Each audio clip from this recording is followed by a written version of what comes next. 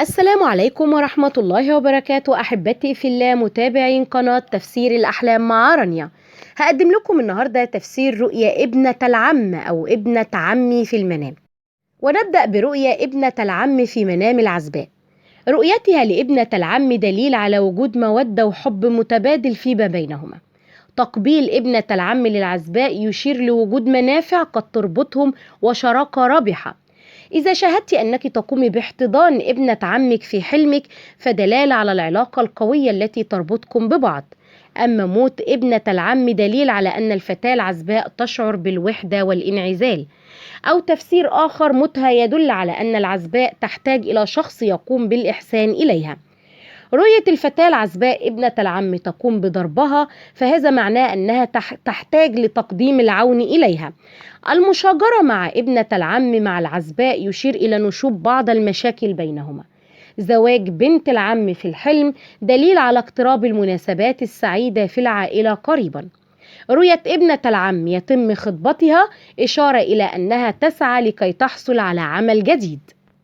تفسير رؤيا ابنة العم للمتزوجة. رؤية المرأة المتزوجة ابنة العم في منامها دلالة على علاقتها الجيدة مع أهل الزوج، وتكون رؤيتها أيضا بشرى لها لأن زوجها سوف يحصل على عمل جديد يليق به. زواج ابنة العم من زوج المرأة المتزوجة معناه أنه سيكون بينهم خلافا مستقبليا. ارتداء ابنة العم فستان زفاف في حلم المتزوجة يكون فال خير وبشرى سارة. زيارة المتزوجة من ابنة عمها في الحلم دلالة على الترابط العائلي المتواجد بينهما. خصام المرأة المتزوجة مع ابنة العم يدل على تواجد اختلافات في الرأي معها.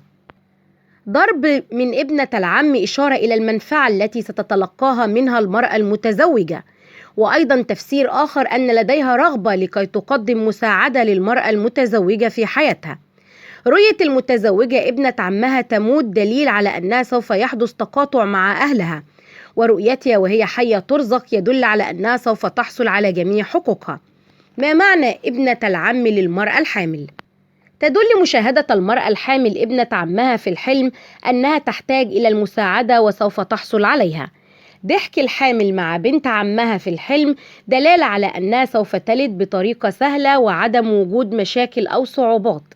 بكاء بنت العم إشارة إلى أن جميع الأحوال سوف تنفرج في النهاية وامتلاء الجو سعادة وفرح. أما إذا كانت ابنة العم حزينة في الحلم دلالة على أن المرأة الحامل تعاني من بعض الصعوبات في الحمل. أما إذا كانت ابنة العم في المنام مبسوطة وسعيدة دلالة على أنها سوف تلد في وقت قريب للغاية. تفسير رؤيا ابنة العم في المنام للرجل المتزوج. حلم الرجل إنه بيعطي هدية لبنت عمه في المنام دلالة على شدة حبه لزوجته، كما أنه إذا تلقى منها الهدية فدليل على أنها قادرة على تحمل المسؤوليات.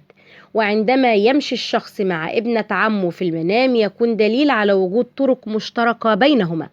وإذا كان يسافر معها فقد تغير حياته كثيرا وتتبدل بشكل أفضل مما هي عليه حاليا.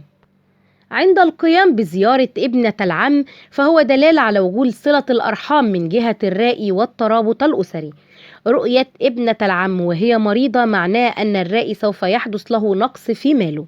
وقيل أيضا أن مرضها في الحلم دلالة على أنها بحاجة لكي ينصحها ويرشدها بطريقها.